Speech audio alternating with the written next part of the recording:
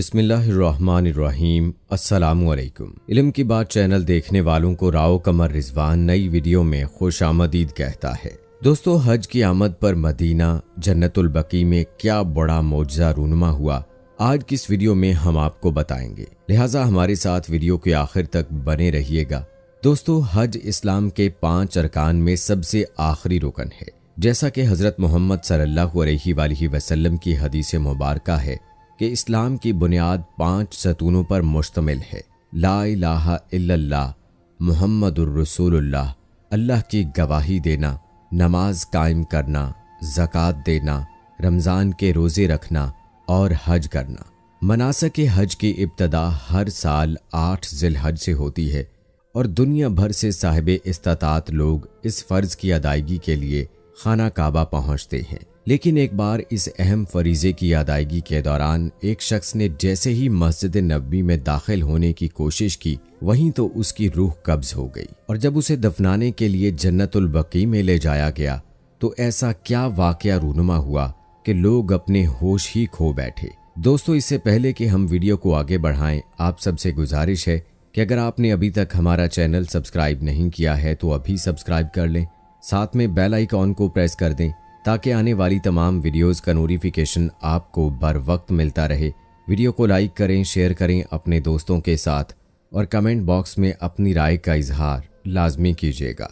दोस्तों, ये वाक़या मदीना मुनव्वरा के रहायशी जब्बार हुसैन का है, जो पिछले 40 साल से मदीना में रहाइश पजीर था। ये शख्स पाकिस्तान से कारोबार के सिलसिले में मदीना मुनव्वरा आया था और आप ये इत्तफाक समझ लें या जब्बार हुसैन की खुशकिस्मती कि मदीना पहुंचते ही चंद रोज में उसका कारोबार चमक उठा। इस बार उसे हज की सारत भी नसीब हुई, लेकिन दौरान हज वो काफी बेचैन सा था। उसकी कैफियत बहुत इज़्तिराबी सी थी। जैसे जैसे वो अरकान हज की अदायगी कर रहा था, उसकी बेचैनी का ये आलम था कि उसका जी चाहता कि वो सब कुछ छोड़ छाड़ कर भाग जाए। उसे अपने कानों में मुसलसल किसी औरत की सिसकियों की आवाज़ें आ रही थीं और इन सिसकियों की आवाज़ ने उसके अंदर इस कदर इज़्तिराब की कैफियत बढ़ा दी कि वो खुद अपनी हालत पर बेइख्तियार था। उसकी बेचैनी का ये आलम था कि उसका पसीना पूरे वजूद के मसामों से बह रहा था। वो रोना चाहता मगर रो नहीं पाता था।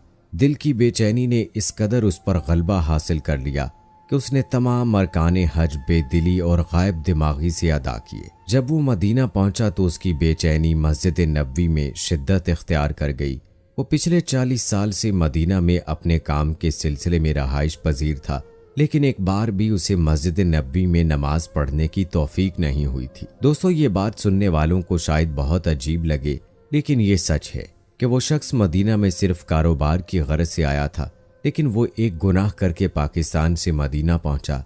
अल्लाह ताला ने उसे पैसा और तरक्की तो बहुत दी थी, लेकिन कभी भी मस्जिद नबवी में नमाज पढ़ने की तौफीक नहीं दी। इस बात का जिक्र कई बार जब्बार हुसैन अपने दोस्तों के साथ भी कर चुका था कि उसने इन 40 सालों में कभी भी मस्जिद नबवी में कदम नहीं रखा। जब भी मस्जिद नबवी में जाने का इरादा करता तो उसे कोई ना कोई दुनियावी काम ऐसा पड़ जाता कि वो मस्जिद नबवी में जा ही नहीं पाता था। अगर वहां जाकर नमाज पढ़ने के लिए घर से निकलता तो रास्ते में ही उसे कोई ऐसा काम पड़ जाता कि उसे मस्जिद में जाने की तौफीक ही नहीं मिलती थी।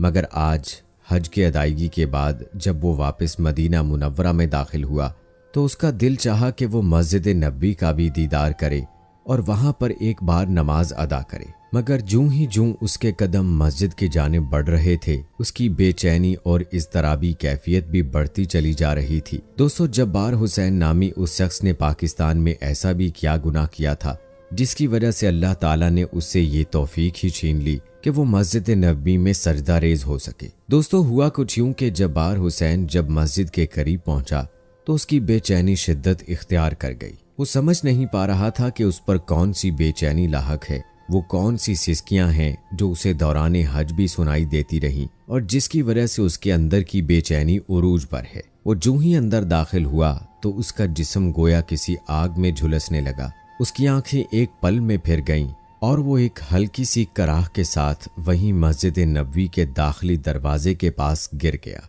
वहां पर मौजूद कई लोग उसे गिरता देखकर उसकी जानिब बढ़े, मगर तब तक जब्बार हुसैन दम तोड़ चुका था। लोगों को उसकी किस्मत पर रश्क आने लगा कि कि ये कैसा नेक इंसान था जिसकी रूह इतनी पाकीज़ा जगह पर परवाज कर गई। उसके चंद दोस्त अहबाब भी वहां उस हज की अदायगी में मौजूद थे। उन्होंने दोस्त के मरने की खबर पाकिस्तान में रिश्तेदारों को पहुंचा दी। जब्बार की तमाम तर रसूमात अदा करने के बाद उसे फौरन जन्नतुल बकी में दफनाने के लिए ले जाया जाने लगा। दोस्तों, पहले तो कब्र बनाना ही मुश्किल हो रहा था। कहीं से पत्थर निकल आते तो कहीं जमीन ही बंजर आ जाती। आखिर एक कब्र खोदकर उसमें जब्बार हुसैन को दफना दिया गया। उसके बाद सभी लोग वापस अपने घरों को लौट आए, लेकिन अगली ही रात जब्बार की कब्र से अजीबो गरीब आवाजें आने लगी। जो भी जब्बार हुसैन की कब्र के पास से गुजरता तो अंदर से रोने की और चिल्लाने की आवाजें आने लगती। आखिर ये क्या माजरा था? इतना नेक इंसान मरने के बाद क्यों इस कदर दर्दनाक आवाज में चिल्ला रहा था कि लोगों तक उसकी आवाज पहुंच रही थी। और फिर जब ये सिलसिला ना रुका तो जब्बार के दोस्तों को बुलवाया गया, जिसके बाद ये फैसला किया गया कि कब्र को खोलकर देखा जाए कि आखिर अंदर हो क्या रहा है। कहीं जब्बार कब्र के अंदर जिंदा तो नहीं था।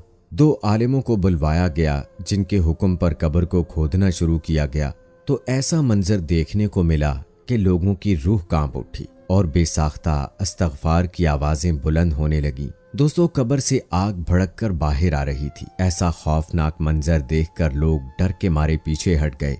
उसके बाद आलिम साहब के हुक्म पर कब्र को फौरन मट्टी डालकर उसे दोबारा बंद कर दिया गया। न जाने उसने ऐसा क्या गुनाह कर रखा था कि उस पर ऐसा अजाब कब्र में ही नाजिल हो रहा था।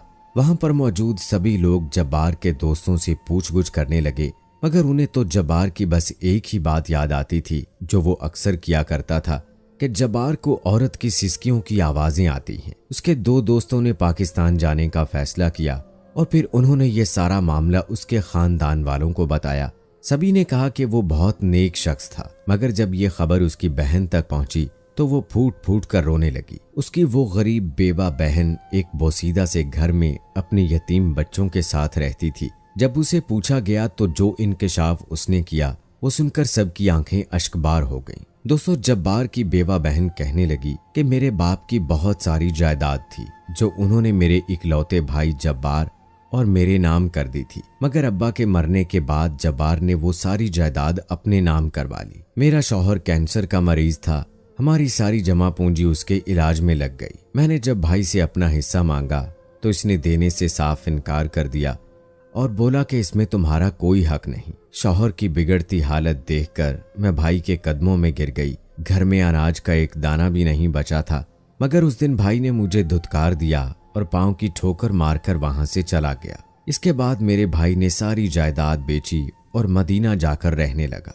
मेरा शौहर कई साल इस बीमारी से लड़ने के बाद मर गया और मैं अपने बच्चों का पेट पालने की खातिर लोगों के घरों में काम करके गुजारा करने लगी। कभी भाई को बद्दुआ तो नहीं दी थी, लेकिन शायद मेरे ये आंसू और ये सिसकियां हैं जो भाई को कब्र में भी चैन नहीं लेने दे रहे। बेशक अल्लाह ताला तो बेहतरीन इंसाफ करने वाला है। वो बूढ़ी अम्मा 40 साल बाद अपने भाई की ये दास्तान सुनाते हुए रो पड़ी। जब भाई की अजाब का सुना तो फौरन अल्लाह के हुजूर गिड़गिड़ाकर भाई के अजाब को खत्म करने की दुआ मांगने लगी। उनका कहना था कि मुझ पर जो गुजरी वो तो मैं झेल गई, मैं अपने भाई को माफ करती हूँ। दोस्तों, उसके बाद मदीना के रहायशियों को भी उस दिन के बाद कब्र से रोने की आवाजें नहीं आई। जब्बार हुसैन नामी उस शख्स की सारी जायदाद उसकी बहन को मिल चुकी थी। उसने सिर्फ अपना हक लिया और बाकी जायदाद अल्लाह की राह में कुर्बान करके उसका सवाब अपने भाई के नामा अमाल में पहुंचा दिया। दोस्तों, अल्लाह पाक से दुआ है कि अल्लाह ताला हमें हकूकुल्लाह के साथ साथ